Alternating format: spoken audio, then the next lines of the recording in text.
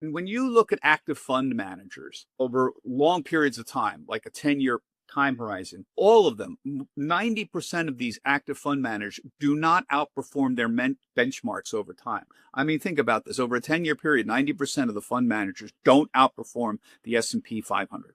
Do not. 90%. So most investors are better off in low-cost index funds. So whenever I do this story every year at CNBC, and they would message me, the viewers, and say, okay, just tell us the 10% that do outperform.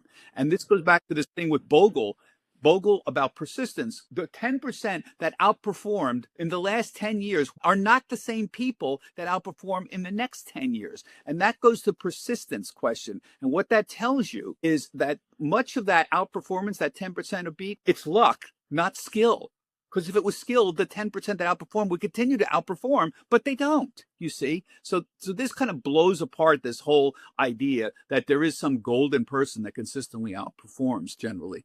Market timing does not work because, by the way, you got to be right going in and going out, or you got to be right selling and then going back in. And nobody can do that consistently on a regular basis.